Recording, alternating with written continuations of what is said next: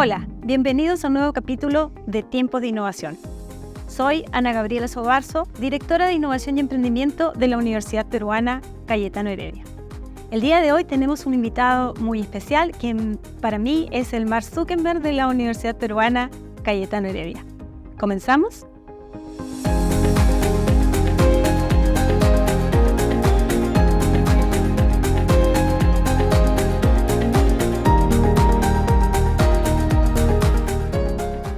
Hola Marcos. Hola Gaby. No quiero presentarte porque tu currículum es tan extenso y la verdad estoy tan emocionada de tenerte el día de hoy acá, que me gustaría que tú les pudieras contar a nuestros telespectadores todo lo que tú has hecho y quién eres tú en realidad. Por favor, adelante. Gracias, y quiero empezar diciendo que ni siquiera tengo una cuenta de Facebook.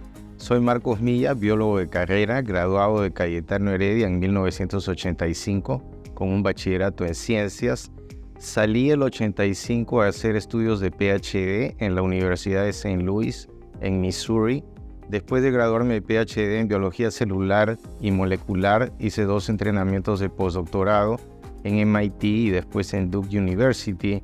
Y después mi carrera ha pasado por academia. He sido profesor de bioquímica y biofísica en University of Pennsylvania y también en industria. He estado en industria farmacéutica en GlaxoSmithKline, después en Roche, después en Janssen, una compañía farmacéutica de Johnson & Johnson. Y ahí es cuando me entró el virus de la biotecnología. Y primero pasé como jefe de descubrimiento a Adaptive Biosciences. Y en el 2017 descubrí una compañía muy chiquita, solo 12 personas, Syntorch, en La Joya, en San Diego. Y fue esta compañía con la que, usando métodos muy nuevos de biología sintética, modificamos medicinas para cáncer y para enfermedades autoinmunes, y al final del 2019 salimos al mercado y después fuimos adquiridos por Sanofi. Y ahora me dedico a inversión en biotecnología. Gracias Marcos. Escuchándote, yo todo lo que tú has contado yo lo he leído en libros, como paper o artículos. Entonces tener a alguien que ha pasado por todas esas etapas en el desarrollo de la innovación es algo genial. Pero el día de hoy me gustaría más centrar el programa en tú como exalumno de la universidad, y el próximo programa que continuará ahí sí quiero que nos comentes un poco más de cómo fue tu experiencia ya en el desarrollo de un emprendimiento y bueno, todo lo que ha pasado después, que ya nos contarás en ese programa. Y a mí me salta una duda. Tú eres bioquímico, trabajas en biología molecular. Sin embargo, tu familia es una familia que viene más del lado de la literatura. Tu papá era el dueño de la editorial Milla Batres. Entonces, la pregunta que me hago es, ¿cómo llegaste a ser científico si toda tu familia estaba, del lado de la literatura? Si nos pudieras contar un poco cómo fue eso. La manzana cayó del árbol y se fue rodando cuesta abajo. Sí, tienes razón, porque en realidad el ambiente en que yo crecí fue rodeado de literatos, amigos de Julio Ramón Ribeiro, Washington Delgado y muchos literatos más. Y bueno, en el colegio todo el mundo pensaba que yo me iba a dedicar o a la literatura o a la historia. Pero el bichito de la ciencia, el imán de la ciencia comenzó desde muy temprano. A los 5 años mi papá me llevó a la Universidad Nacional de Ingeniería a ver a un amigo suyo, el ingeniero César Canenbach, que era profesor en la uni, y él tenía un microscopio en su oficina, un microscopio mineralógico. Y me acuerdo como si hubiese sido ayer, que él me agarró de la cintura, me puso encima del escritorio y me dijo, mira. Yo miré a través del microscopio y me quedé electrizado, porque descubrí que la realidad es lo que vemos con nuestros ojos, pero hay otra realidad. Y ese mundo que se esconde más allá de nuestros ojos me fascinó. Y desde esa edad yo quería tener mi propio microscopio, junté mi plata y a los 7 años me compré mi primer microscopio chiquito, japonés, ponía todo debajo del microscopio. Cuando cumplí 11 años, mis papás se dieron cuenta que la cosa iba en serio y me compraron un microscopio profesional, un microscopio de los que hay en el departamento de histología acá en Cayetano. Pero además, cuando construyeron la casa, en la casa había en el tercer piso un laboratorio. Había un laboratorio especialmente diseñado para mí. Y bueno, con mi hermano Carlos, que es profesor en Stanford, él es médico, pero también hace investigación biomédica. Con los dos hacíamos las cosas más descabelladas. nos divertíamos mucho, pero también aprendimos mucho. De manera que en realidad fue una cosa muy automática pasar a una carrera en biología. En realidad mi plan era hacer el bachillerato en biología en Cayetano Heredia y de ahí salir a estudiar biología marina, hacer el posgrado o en Woods Hole en Massachusetts o en Scripps en San Diego. Pero bueno, una cosa es lo que planeamos y después lo que pasa. Comencé a trabajar con Abraham Weisberg desde el año de Cachimbo, desde agosto de 1980. Y una vez que comencé a trabajar con Abraham en biomedicina, ya no hubo vuelta atrás. Sí, voy a aclarar. Abraham Weisberg es un profesor de la Universidad Cayetano Heredia que ha trabajado más de 30, 40 años formando a biólogos en toda la parte de uso de virus, biotecnología. Entonces es una persona que yo no sé cuántas, por lo menos 100 grandes investigadores han pasado por el laboratorio. Mucha gente ha pasado por su laboratorio. Él es un referente para productos naturales en Perú, descubrimiento de sustancias activas de productos naturales. Ha sido decano de la Facultad de Ciencia y bueno, más allá de todo eso, Abraham es una persona muy querida. Y todos lo conocemos por Abraham, nadie lo llama Dr. Weisberg. Ya, es que quizás ahí quisiera preguntarte, ¿por qué lo llamas Abraham? Porque en realidad cuando vamos a la facultad, y generalmente sucede tanto en las universidades nacionales como en nuestra universidad, en las facultades de ciencia o las facultades de ingeniería, se tiende a decir doctor o maestro. Sí. Pero nunca se tratan de usted, entonces es como raro que eres la primera persona que le dice Abraham al doctor Weisberg. Sí. Entonces, si nos pudieras explicar un poco sobre esa forma diferente de ver las cosas. Hay algo, no sé si está en Arguedas, no sé dónde he leído esto, pero hay una cita muy graciosa en que alguien le dice a una persona, si quieres ganarte a la gente, llámales doctor.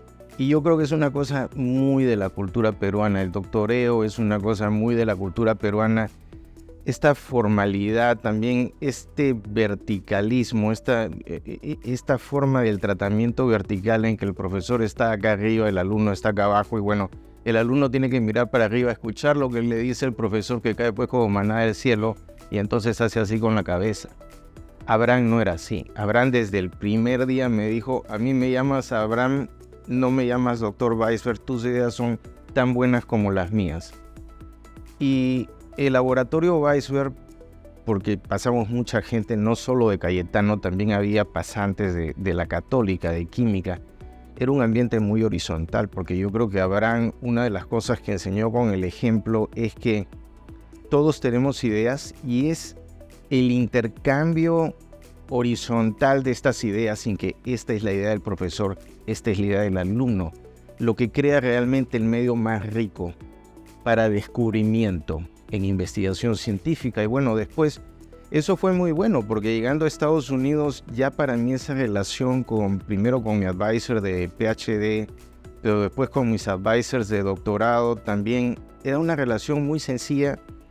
La otra cosa que le admiro a Abraham, así como a Carlos Hirschberg, mi asesor de PhD, y Bob Sauer, mi asesor de postdoc, es que nunca se tomaban muy en serio. Así mismo, yo. Nunca se tomaban muy en serio a sí mismos. Y esta cosa de la cultura de la seriedad, que yo creo que es como que hay una confusión entre el respeto y el reconocimiento. Yo puedo reconocer el talento de una persona, sus logros.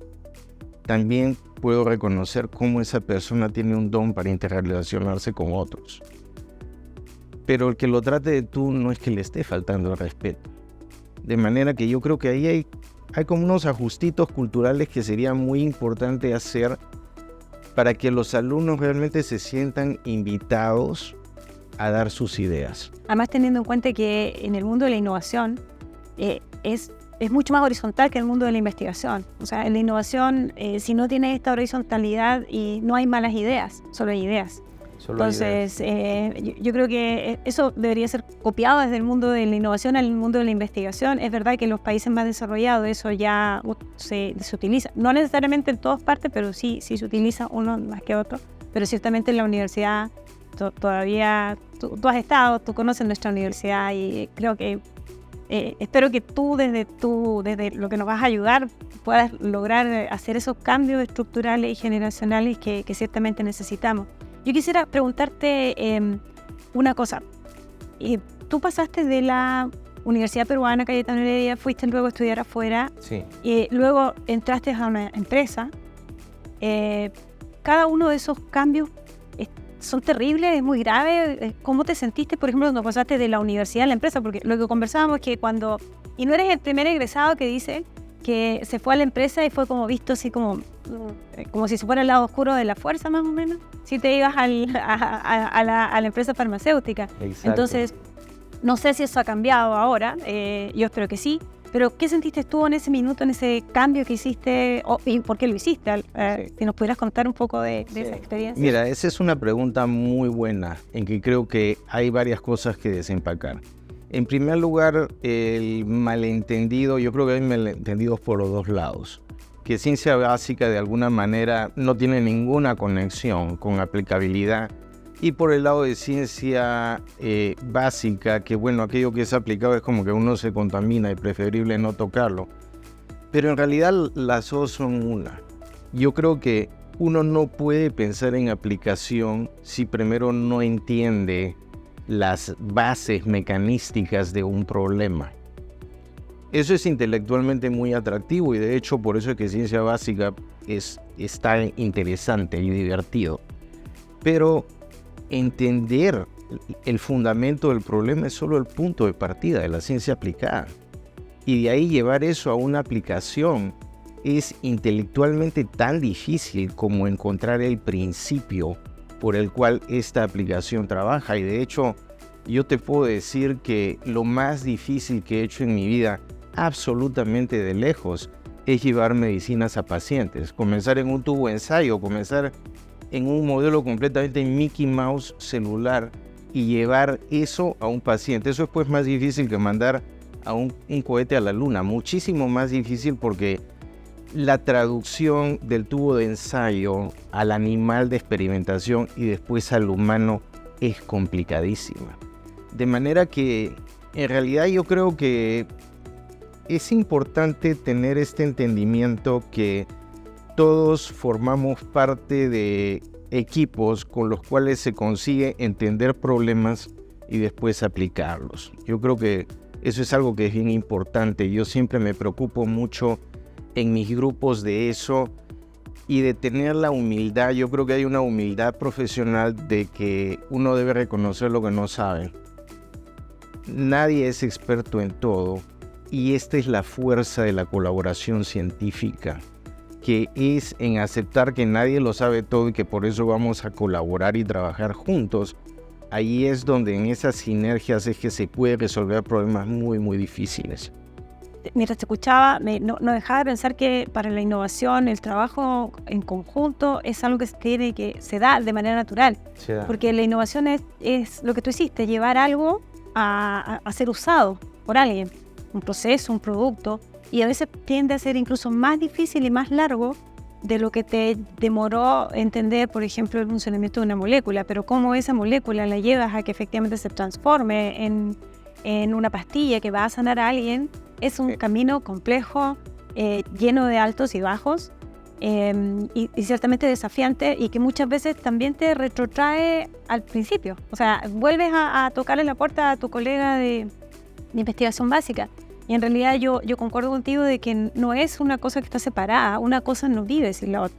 O sea, no se puede hacer. Y en innovación, mucho de este trabajo es este trabajo colaborativo, en equipo.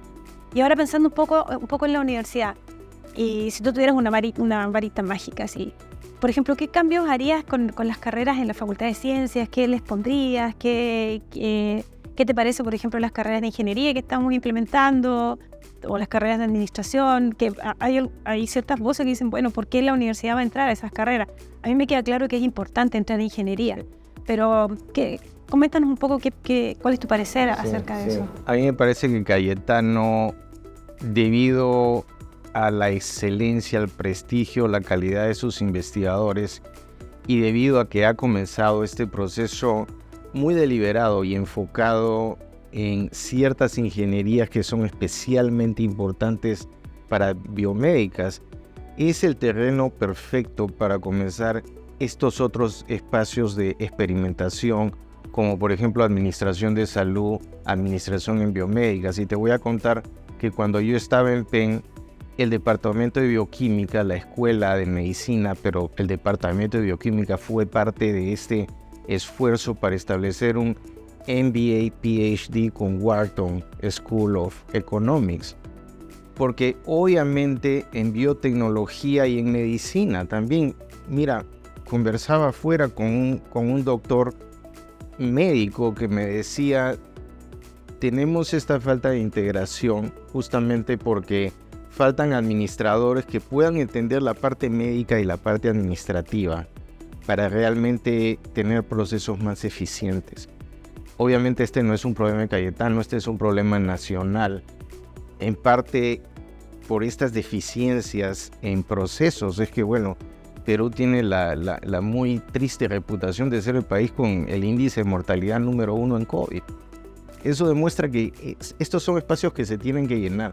Y Cayetano como líder, y bueno, Cayetano ha demostrado liderazgo en justamente empezar carreras que podrían parecer laterales, pero no lo son. Sí se pueden integrar, de manera que yo veo esto con mucho entusiasmo y me parece que es un esfuerzo que tiene que continuar. Y en las carreras tradicionales que tenemos, por ejemplo en biología, en química, ¿qué cambiarías tú? ¿Qué incorporarías? ¿Qué crees tú que le falta un poco a nuestros alumnos desde la perspectiva de lo que tú has vivido fuera del país? Como para que nuestros alumnos puedan insertarse mejor en el mundo globalizado de hoy, en esas carreras. Sí, bueno, eso es interesante porque yo sigo pensando y me sigo preciando de la formación en ciencias básicas que tuve en Cayetano.